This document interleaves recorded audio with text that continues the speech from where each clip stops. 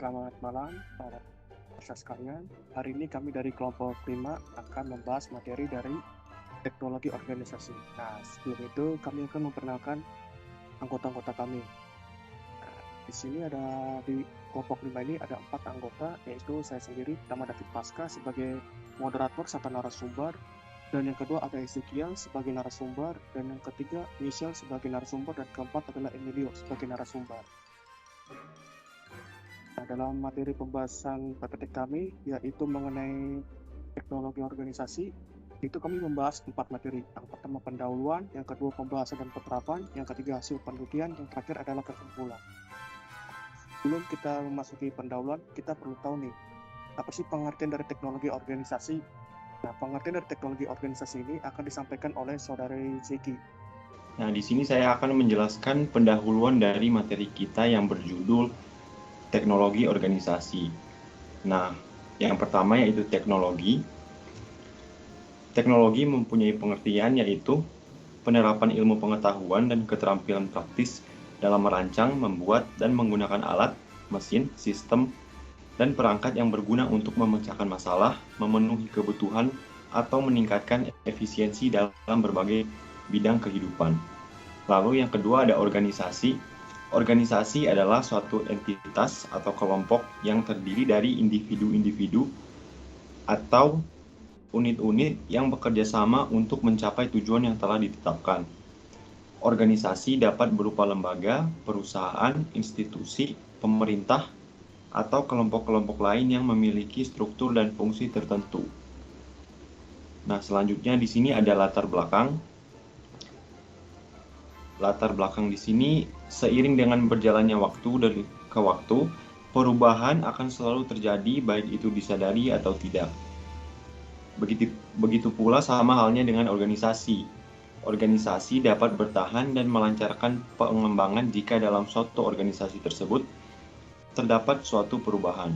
Setiap terjadinya perubahan lingkungan harus selalu diteliti terlebih dahulu keefektifannya karena akan berdampak pada sejauh mana organisasi tersebut dapat menyesuaikan diri dengan perubahan. Setiap adanya perubahan tidak dapat memilih salah satu aspek struktural atau kultural yang harus diubah. Akan tetapi, kedua aspek tersebut harus dikelola dengan baik secara bersamaan dengan tujuan untuk mendapatkan perubahan hasil yang optimal dan efektif. Dari pengertian tersebut, dapat diartikan bahwa aspek eksternal dan aspek perubahan kultural sangat berpengaruh terhadap struktur organisasi. Pada artikel yang akan dibahas yaitu faktor pengaruh struktur organisasi yaitu teknologi, lingkungan, dan strategi organisasi. Nah, selanjutnya ada rumusan masalah, di mana yang pertama dari rumusan masalah ini ada bagaimana penerapan teknologi dalam organisasi, dan yang kedua, mengapa teknologi dalam organisasi diperlukan. Tujuannya yaitu yang pertama, menjelaskan definisi teknologi dalam konteks teori organisasi, dan yang kedua, membedakan dan menjelaskan tipologi teknologi. Teknologi dalam organisasi memiliki peran penting dalam mempelajari sifat-sifat dari teknologi dan hubungan teknologi terhadap struktur organisasi, tetapi dalam penerapannya harus didasarkan karakteristik dari organisasi tersebut. Teknologi adalah sekelompok proses dan sistem yang digunakan oleh organisasi untuk mengubah sumber daya menjadi produk atau jasa. Teknologi yang dimaksud oleh para ahli organisasi tidak sama dengan pengertian umum teknologi yang kita ketahui. Yang kita ketahui, teknologi itu dalam konteks yang sangat spesifik, misalnya mesin-mesin pabrik, alat-alat elektronik dalam rumah tangga, sarana-sarana transportasi modern seperti mobil, kapal, kereta api, dan lainnya. Atau seperti komputer, satelit, dan lain-lain sebagainya. Para ahli organisasi justru sebaliknya. Para ahli biasanya menggunakan teknologi secara umum. Apapun sarana dan perangkat yang diperlukan organisasi dalam menjalankan aktivitasnya, maka hal tersebut dapat dikategorikan teknologi organisasi. Jadi, walaupun suatu organisasi tidak menggunakan peralatan canggih dalam memproses input-output, yang diinginkan tetap dikatakan teknologi. Misalnya, di kantor kelurahan terdapat mesin ketik, telepon, sepeda motor dinas, stempel, dan alat-alat tulis, maka bagi para ahli itu termasuk ke dalam teknologi. Unsur teknologi organisasi. Yang pertama, objek atau bahan dan alat-alat. Yang kedua ada aktivitas dan metode produksi. Dan yang ketiga ada pengetahuan dan pengembangan.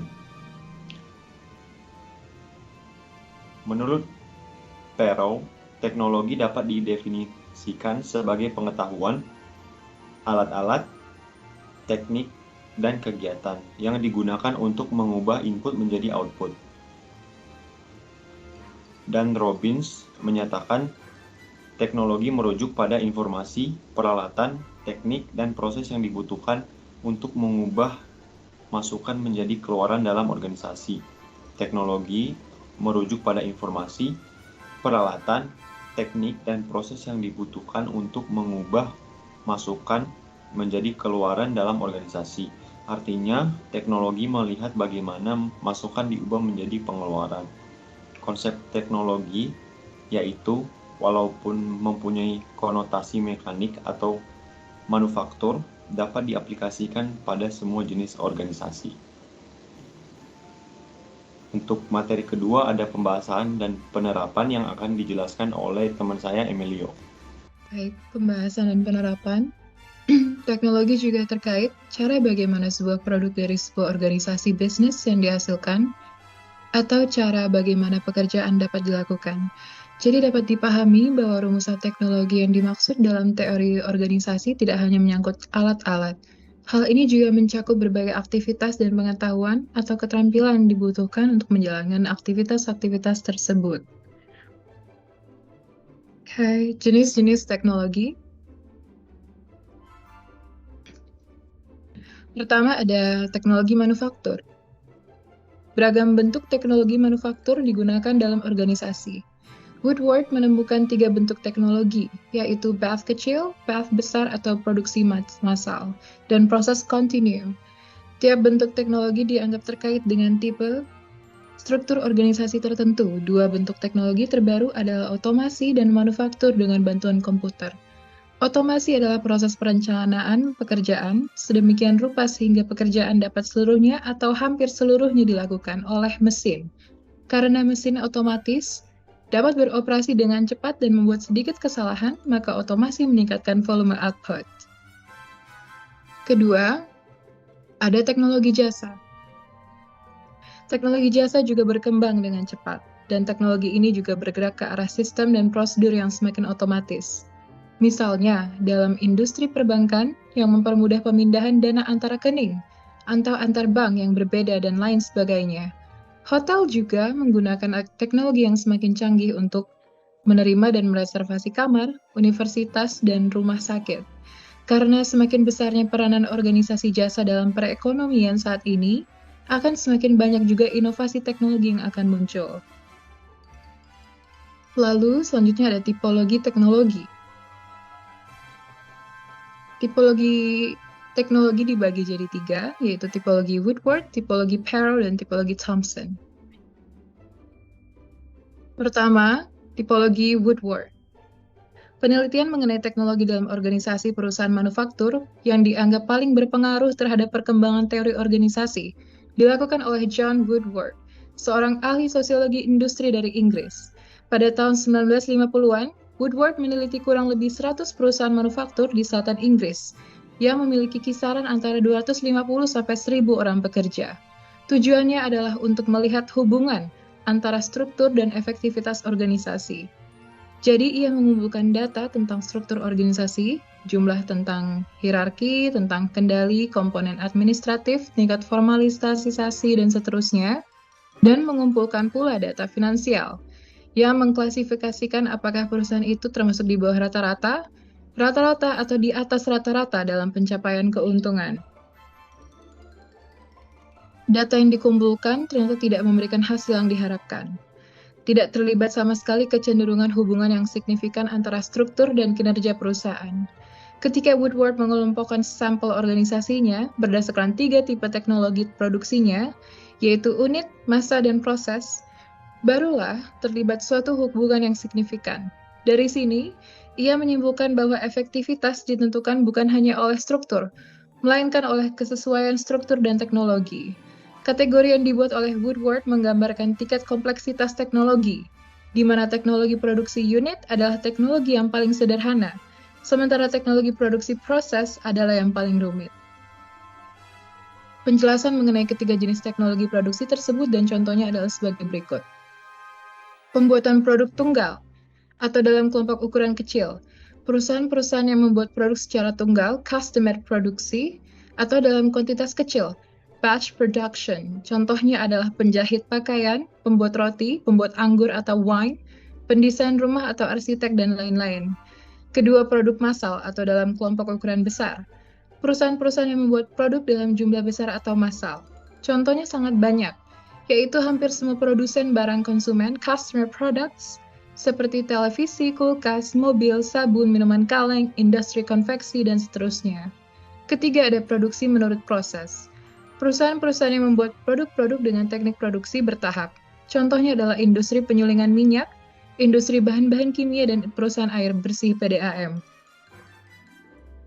Tabel yang kalian lihat saat ini adalah tabel ringkasan temuan penelitian Woodward. Dengan karakteristik struktur pertama jumlah tingkatan dalam organisasi, produk unit 3, produksi massal 4, produksi proses 6. Rentang kendali supervisor, produksi unit 23, produksi massal 48, produksi proses 15. Rasio buruh langsung atau buruh tidak langsung. Produksi unit 9:1, produksi massal 4:1, produksi proses 1:1. Rasio manajer atau total pekerja. Produksi unit 1:23, produksi massal 1:16, produksi proses 1:8. Proporsi tenaga kerja ahli. Produksi unit tinggi, produksi massal rendah, produksi proses tinggi. Total kompleksitas, produksi unit rendah, produksi massal tinggi, produksi proses rendah. Formalisasi, produksi unit rendah, produksi massal tinggi, produksi proses rendah. Sentralisasi, produksi unit rendah, produksi massal tinggi, produksi proses rendah. Jumlah komunikasi lisan, produksi unit tinggi, produksi massal rendah, produksi proses tinggi. Jumlah komunikasi tertulis, produksi unit rendah, produksi massal rendah, produksi proses rendah. Jenis organisasi, produksi unit organik, produksi massal mekanistik, dan produksi proses organik. Kedua itu ada tipologi Paro. Penelitian terhadap teknologi pada bagian-bagian organisasi dilakukan oleh Charles Perrow. Perrow menjelaskan teknologi adalah aksi atau tindakan yang diperbuat seseorang terhadap suatu objek dengan atau tanpa bantuan atau perangkat mekanis, dalam rangka membuat suatu perubahan pada objek tersebut. Perrow melihat ada dua dimensi di sini. Pertama, apakah tugas-tugas yang dilakukan membutuhkan banyak pengecualian atau sesuatu yang rutin. Dimensi ini disebut variabilitas tugas-tugas. Kedua, apakah tugas-tugas itu mudah dianalisis atau tidak. Ada tugas-tugas yang terdefinisi dengan baik, sehingga mudah untuk dianalisis, tetapi ada pula tugas yang sulit didefinisikan. Perrow menyebutnya sebagai keteranalisasian masalah, problem analyzability. Jenis teknologi Perrow ada 4. Pertama, teknologi rutin. Kedua, teknologi non-rutin. Ketiga, teknologi craft. Keempat, teknologi engineering. Teknologi rutin. Teknologi rutin ditandai dengan variasi tugas yang kecil. Pekerjaan yang dilakukan umumnya bisa mempunyai standar dan juga formal, serta mempunyai prosedur komputasi tertentu untuk menyelesaikannya. Ini berarti bahwa jenis teknologi rutin mempunyai tingkat kemudahan analisis yang tinggi. Kedua, teknologi non-rutin. Teknologi non-rutin mempunyai variasi tugas yang dapat dikatakan tinggi dan juga proses yang tidak terlalu dimengerti, sehingga tidak mudah untuk dianalisis. Dalam penyelesaian pekerjaan yang termasuk teknologi non-rutin, diperlukan usaha yang cukup besar untuk menganalisis kegiatan maupun permasalahan yang muncul. Oleh karena itu diperlukan adanya pengalaman yang cukup tinggi serta pengetahuan teknis yang memadai. Ketiga, teknologi craft. Ciri pekerjaan termasuk teknologi craft adalah adanya aliran kegiatan yang relatif stabil. tetapi dengan proses yang tidak terlalu dimengerti. Oleh karena itu, pekerjaan jenis ini menuntut pengalaman yang tinggi serta latihan yang cukup luas agar para karyawan dapat menghadapi permasalahan yang umumnya tidak jelas dengan bijaksana berdasarkan intuisi maupun pengalaman. Keempat, ada teknologi engineering. Pekerjaan termasuk jenis teknologi engineering umumnya cukup rumit karena variasi tugas yang cukup tinggi pada teknologi jenis ini. Tetapi kegiatan-kegiatan yang rumit tersebut umumnya ditangani dengan formula, prosedur, maupun teknik yang sudah baku. Next slide, please. Ini adalah task variability. Di situ ada few exception dan many exception pertama dari routine, kedua dari engineering, ketiga dari craft, keempat non-routine. Next slide, please. Ketiga ada tipologi Thomson. Peneliti lain yang juga dianggap sebagai pelopor di bidang teknologi organisasi adalah James Thomson. Berbeda dengan Woodward, penelitian Thomson mengenai teknologi organisasi tidak didasarkan pada penyelidikan yang dilakukan di lapangan, melainkan merupakan suatu pembahasan teoritis yang disusun berdasarkan berbagai macam landasan pemikiran yang telah muncul sebelumnya. Menurut Thomson, organisasi merupakan sistem terbuka, dan teknologi organisasi merupakan cerminan dari kondisi lingkungan organisasi maupun jenis kegiatan internal yang terjadi dalam organisasi. Thomson mengelompokkan teknologi organisasi menjadi 3 jenis, yang masing-masing menggambarkan hubungan yang terjadi dengan konsumen maupun kegiatan internal yang terjadi dalam organisasi, yang ditunjukkan dalam next slide.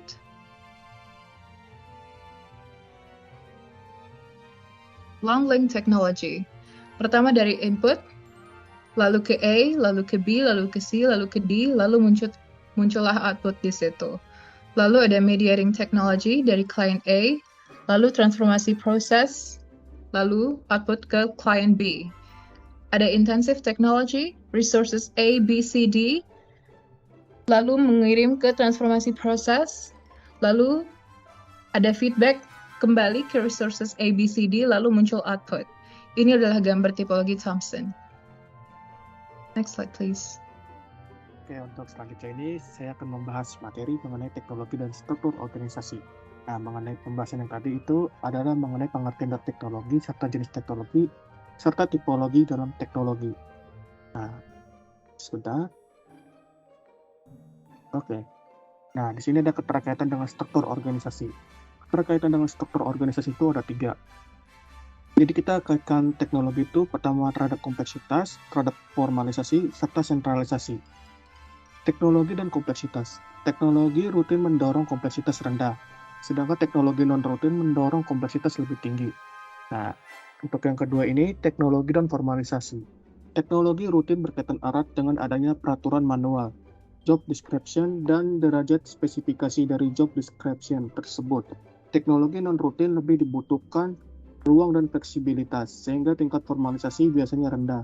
Sedangkan yang terakhir itu ada teknologi dan sentralisasi. Secara empiris, hubungan teknologi dan sentralisasi tidak menunjukkan pola yang konsisten. Sebentar. Nah, di sini kita kan penerapan dari teknologi organisasi. Penerapannya itu, peran teknologi diperlukan dalam organisasi sebagai alat bantu dalam upaya memenangkan suatu persaingan yang pasti terjadi dalam dunia organisasi. Ditambah lagi, kita dihadapkan oleh kenyataan bahwa saat ini dunia berada pada era persaingan yang sangat ketat. Adanya peran teknologi informasi dalam organisasi memungkinkan setiap proses yang dijalankan menjadi lebih mudah dan cepat. Dengan menggunakan teknologi informasi, kendala jarak dan biaya operasional menjadi bukan masalah yang utama lagi. Nah, mengenai fungsi teknologi dalam organisasi. Di sini ada 5 fungsi. Yang pertama fungsi operasional, kedua fungsi monitoring, yang ketiga fungsi planning, yang keempat fungsi komunikasi, yang terakhir itu fungsi interorganisasional. Kita masuk ke dalam peran sistem teknologi informasi di dalam organisasi. Nah, yang pertama itu efisiensi. Efisiensi itu adalah pengolahan transaksi atau TPS dan proses kontrol sistem atau PCS. Efektivitas itu ada SIM, DSS, GIS, IIS, atau menyediakan informasi bagi para manajer di organisasi untuk mendukung proses pengambilan keputusan dengan lebih efektif. Yang ketiga itu komunikasi, yaitu menerapkan Office Automation System yang mengintegrasikan pengguna sistem teknologi informasi, termasuk para manajer secara elektronik, email, dan chat. Yang keempat itu kolaborasi. Kolaborasi itu bisa dilakukan dengan video conference atau teleconference. Yang terakhir itu kompetitif. Itu dimaksud adanya meningkatkan daya kompetisi dengan menggunakan strategic informasi sistem. Ya, mengenai penerapan teknologi informasi pada bisnis atau industri pada dasarnya adalah bagaimana fungsi teknologi informasi tersebut mempunyai potensi untuk meningkatkan daya saing bisnis atau perusahaan. Nah, di sini kita mengelompokkannya menjadi yang pertama itu transaksional, yang kedua geographical, yang ketiga analytical, keempat automation, yang kelima information, yang keenam sequential, yang ketujuh knowledge management, dan yang terakhir itu disintermediation. Nah, di situ udah mengenai dari informasi teknologi itu kita menuju kepada peningkatan daya saing. Di sini peningkatan daya saing itu kita kelompokkan menjadi kecepatan, ketepatan, efisiensi, produktivitas, kualitas, serta pelayanan. Nah, di dalam penerapan teknologi itu kita mengaitnya dengan industri dan komunikasi. Ini aja 2 contoh saja sebenarnya. Sebenarnya masih banyak lagi sih contoh penerapan teknologi. Nah, informasi tambahan. Informasi tambahan itu contoh positif dalam penerapan teknologi ini. Yang pertama, sebagai media untuk mengawasi kinerja organisasi, itu artinya adalah controlling. Yang kedua adalah sebagai media untuk meningkatkan kualitas informasi. Yang ketiga, sebagai media untuk menganalisa daya saing organisasi. Yang keempat, penghematan biaya, waktu, dan peningkatan produktivitas. Dan yang terakhir itu untuk membantu aktivitas manajemen sumber daya manusia. Sedangkan pengaruh positif terhadap juga pengaruh negatif dalam penerapan teknologi. Seperti yang pertama, kemungkinan penyalahgunaan teknologi. Yang kedua, tingginya kemungkinan masalah penolakan penggunaan teknologi. Dan yang terakhir itu mengurangi sifat sosial. Nah, setelah kita membahas dari pengertian dari teknologi, jenis-jenis teknologi, penerapan teknologi, serta berbagai tipologi teknologi, dan terakhir ini kita masuk kepada hasil penelitian. Nah, hasil penelitian ini akan disampaikan oleh Saudari Michelle. Hasil penelitian ini yang pertama ada pengaruh komunikasi, organisasi, dan penggunaan teknologi informasi terhadap kinerja pegawai dengan kepuasan kerja sebagai intervening atau bisa dibilang studi kasus pada perangkat desa di Kecamatan Nyarum Sari, Kabupaten Jepara. Yang kedua itu ada implikasi aplikasi teknologi informasi dan komunikasi terhadap transformasi proses bisnis pada organisasi publik. Dan yang terakhir ada peran teknologi informasi dalam pengembangan organisasi. Pembahasan dari pengaruh komunikasi organisasi dan penggunaan teknologi informasi terhadap kinerja pegawai dengan kepuasan kerja sebagai intervening ini, yaitu temuan penelitian pada variabel penggunaan teknologi informasi menunjukkan bahwa indikator kebiasaan menjadi paling dominan, yang dapat diartikan sebagai pegawai telah terbiasa dengan penggunaan teknologi untuk melaksanakan pekerjaannya. Hal ini menjadi pegawai memiliki keandalan yang lebih tinggi, seperti yang diketahui temuan dalam penelitian variabel kinerja pegawai. Penggunaan teknologi ini dapat memberikan manfaat yang diharapkan oleh pegawai dalam melaksanakan tugasnya. Menurut Susilo dan Adnalin 2019 menyebutkan bahwa pencapaian kinerja individual pegawai merujuk pencapaian dalam hasil penelitian sejalan temuan dalam penelitian ini sebelumnya yang telah dilakukan oleh Andayani dan lain sebagainya di tahun 2018.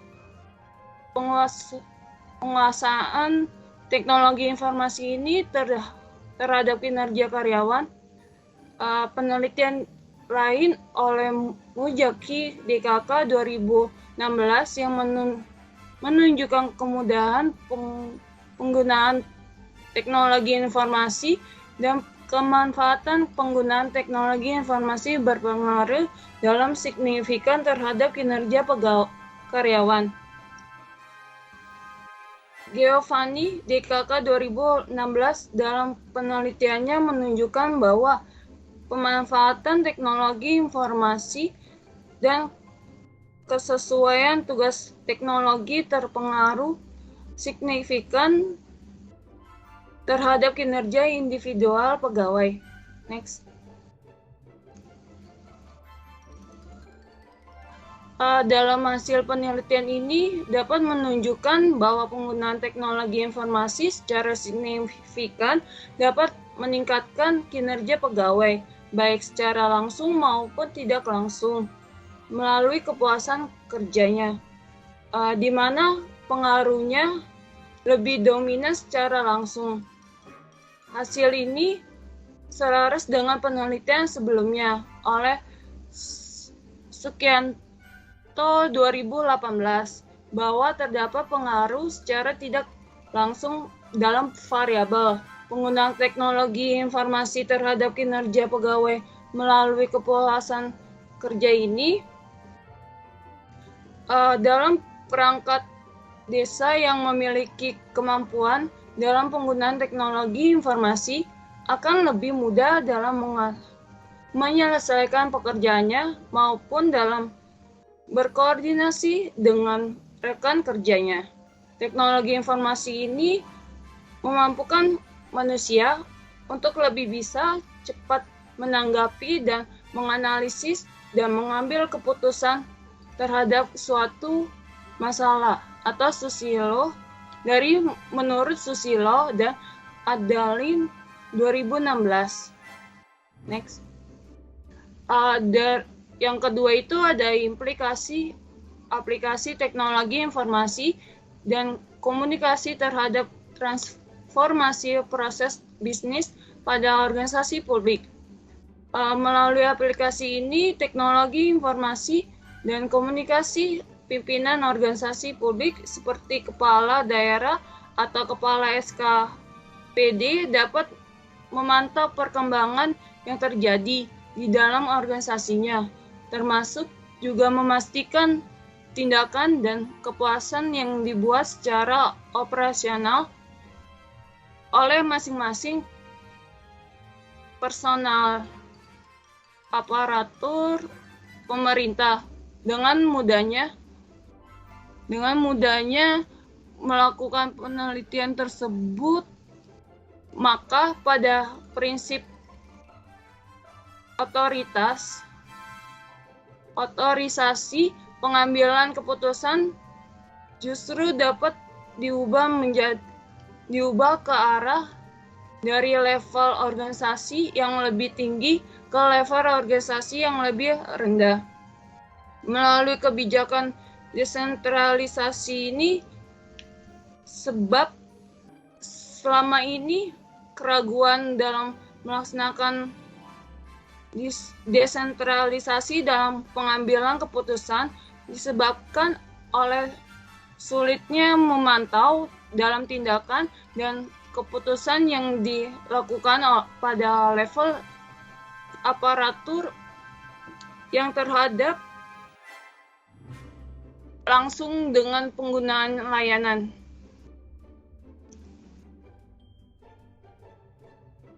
Selain itu, penyederhanaan proses ini juga akan meningkatkan profesionalisme.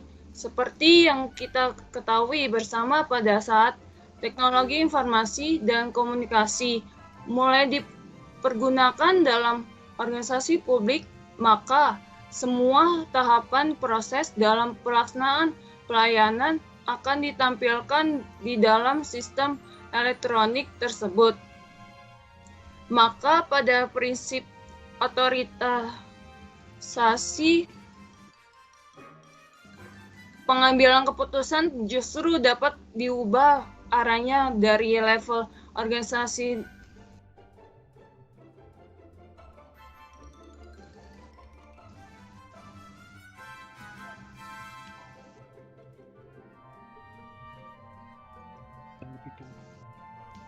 Hal ini akan mendorong proses pembagian kerja yang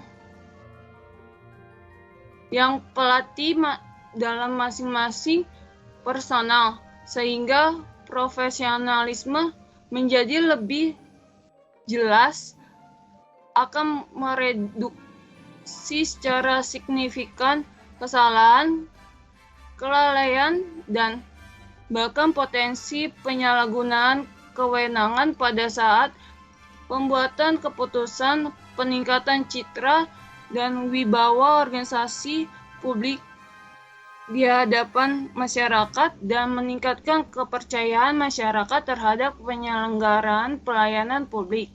Next.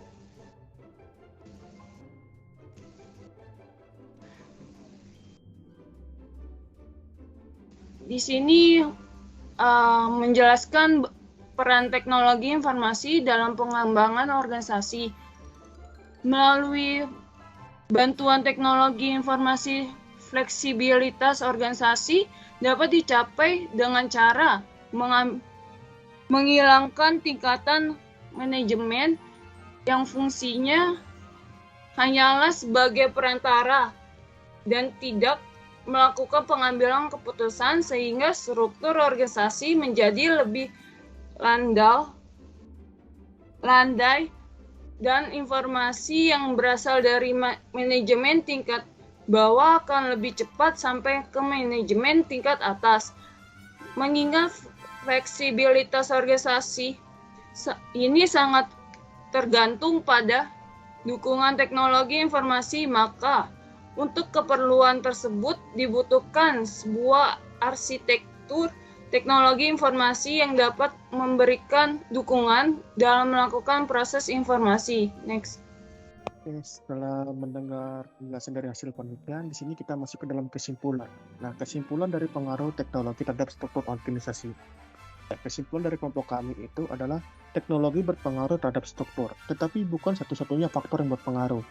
Dan yang kedua, pengaruh teknologi terhadap struktur lebih terasa pada organisasi kecil atau bagian organisasi. Dan yang ketiga itu, pada organisasi besar, struktur dipengaruhi teknologi, ukuran, dan kondisi lingkungan. Sedangkan kesimpulan yang terakhir itu adalah teknologi sangat berpengaruh pada karakteristik struktural yang berhubungan dengan aliran kerja. Nah, berikut ini adalah daftar referensi atau daftar pustaka yang menjadi acuan kami dalam membuat materi mengenai teknologi organisasi.